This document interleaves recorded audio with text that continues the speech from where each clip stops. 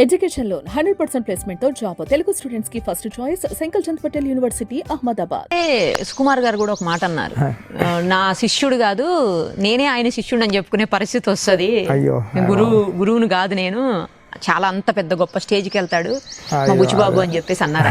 నేను శిష్యుడిని ఆయన ఒక్కడనే చెప్తాను అని కూడా అన్నారు. అంటే నాకు మ్యాథ్స్ టీచర్ కదండి సుక్కు సార్, నేను ఇంటర్మీడియట్ లో ఉన్నప్పుడు మ్యాథ్స్ టీచర్ అండి. ఆయన నేను సినిమాలకి వెళ్ళేవాడు అండి. ఆయన బిఎస్ఎస్ సన్నగా ఉండేవారండి నాకులాగా సుక్కు సార్.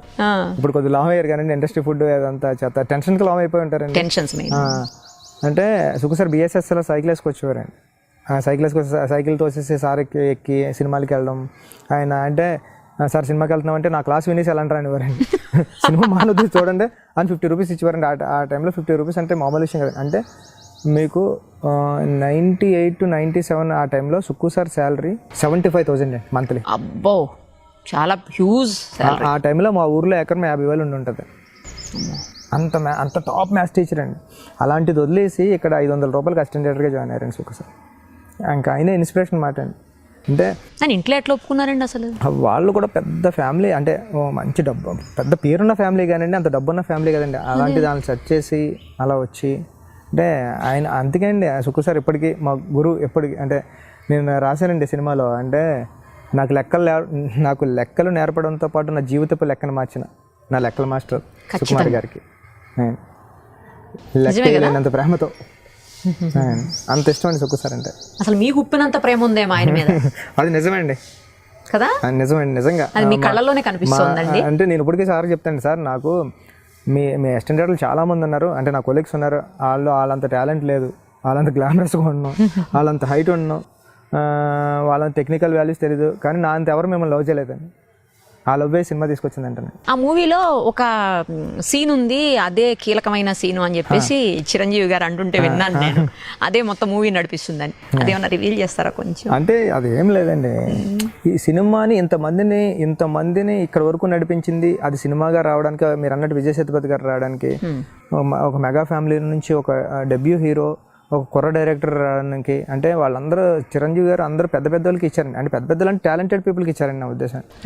నేను ఏ సినిమా చేయలేదు, నేను ఏమీ చేయలేదు, కానీ నాకు ఒక సినిమా చిరంజీవి గారు ఇచ్చేసి నువ్వు వెళ్ళి తీసుకుని పోను మా ఇంట్లోంచి కుర్రని, అది కూడా ఆషామాషిగా ఉండడండి. ఆ కుర్రాడు చాలా అందగాడు, సూపర్ ఉంటాడు, 6 feet ఉంటాడు, చూసిన వెంటనే లోలో పడిపోతామండి, అంత ఉంటాడు. అంటే ఆ అబ్బాయిని చూసినట్టు వైష్ణవ్ చూసినట్టు ఏమనిపిస్తుంది అంటే అండి, వైష్ణవ్ చూసినట్టే టాప్ హీరో అయిపోతాడు అనిపించేస్తుందండి. అలాంటి హీరోని నాకు చిన్న, నాకు ఏం తెలీదు అంటే అలాంటి వాడికి ఇచ్చేసారంటే చిరంజీవి గారు ఇచ్చేసారంటే కారణం ఈ కథ అండి. అది రప్పిస్తుందండి అంతే అండి. అది అమ్మాయి వైపు నుంచి ఉంటుందండి, అబ్బాయి వైపు నుంచి ఉంటుందండి. అలాంటి కథ చిరంజీవి గారు ఇది నువ్వు చేస్తే బాగుండు అని చెప్పారు కాబట్టి అండి సినిమాలో చూస్తాను. ఓకే, యాక్చువల్గా మీకు ఎన్టీఆర్ గారు అంటే చాలా ఇష్టం అని నాకు తెలుసు కదా, కానీ మీరు ఎందుకని మెగా ఫ్యామిలీ నుంచి హీరోని తెచ్చుకున్నారు? అంటే నేను ఎన్టీఆర్ గారికి ఒక స్టోరీ చెప్పానండి. లండన్లో ఉన్నప్పుడు నాగపురంతో స్పెయిన్లో షూట్ జరుగుతుందండి. ఇది కాదండి, ఇంకోటి చెప్పానండి ఈ స్టోరీ కాదండి. రోజు స్పెయిన్లో అనే సాంగ్ షూట్ జరిగేదండి. అప్పుడు సుక్కు సార్ వాళ్ళు అక్కడికి వస్తారండి, ఎందుకంటే రిలీజ్ టైం అయిపోతుందండి. సాంగ్ నా మనసు నీలో సాంగ్ జరుగుతుంటే ఎన్టీఆర్ గారు కూర్చునేవారు. అంటే లాస్ట్ ఇంకా ఆ సాంగ్ అయిపోయి షూటింగ్ అయిపోతుందండి ఆల్మోస్ట్. నువ్వు ఉండరా అన్నారండి సార్. స్పెయిన్లో ఉంటుంటే చలి, విపరీతమైన చలి.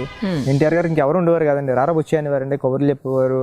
అప్పటికే బాగా పరిచయం అండి. అంటే ఎన్టీఆర్ గారు ఎంత ఇష్టం అంటే అండి, నానపురంతో షూటింగ్ జరుగుతుందండి లండన్లో జరిగినప్పుడు నేను వెళ్ళి షూటింగ్కి వెళ్ళి ఫస్ట్ డే అయిపోయిందండి.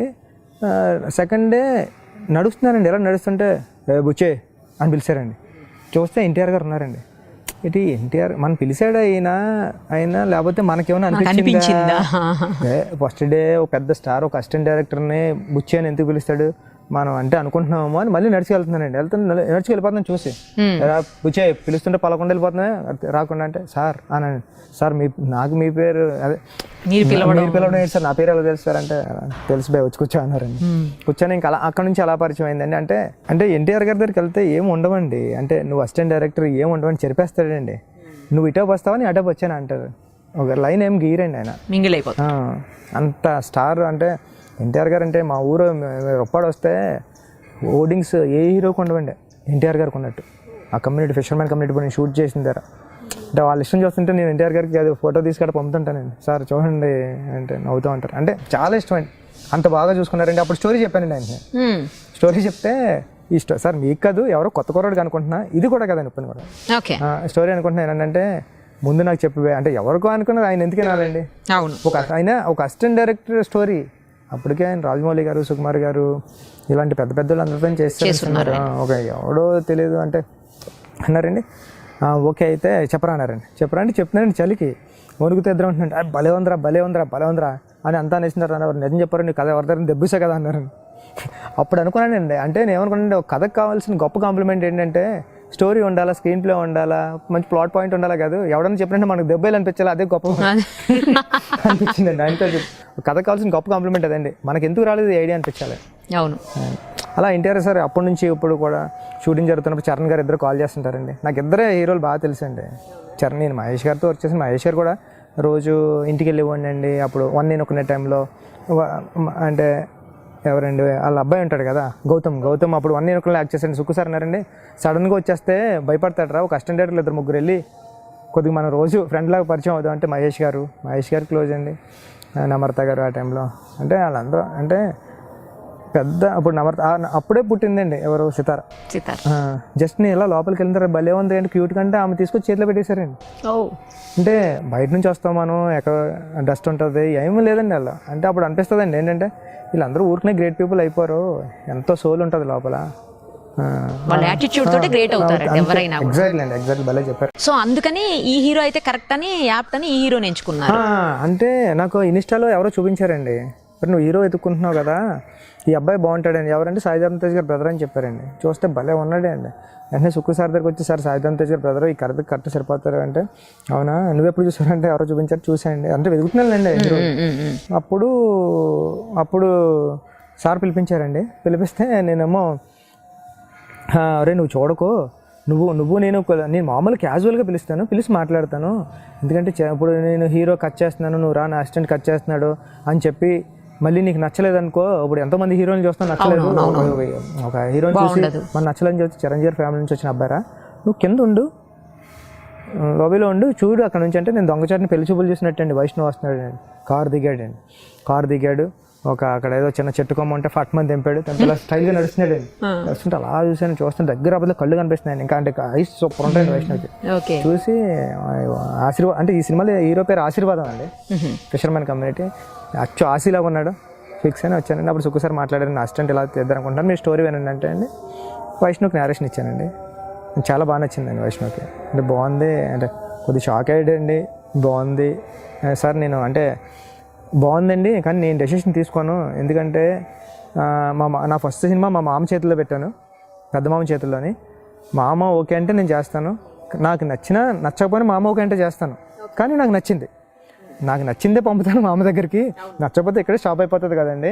కానీ నాకు భలే నచ్చింది, కొత్తగా ఉంది, బాగుంది అని అప్పుడు చిరంజీవి 1 వీక్లో చిరంజీవి సార్కి నేరేషన్ ఇవ్వమని చెప్పాడు వైష్ణవ్. ఓకే, సో వెంటనే ఓకే చేసేసి చిరంజీవి సార్ దగ్గరికి వెళ్ళి నేరేషన్ ఇవ్వడానికి ఇక నా ప్రిపరేషన్ చూస్తే మీరు, నేను ఎంసెట్ ఐసెట్ ఇలాంటి ఎగ్జామ్ రాసినప్పుడు కూడా ఇంత ప్రిపేర్ అవ్వలేదు.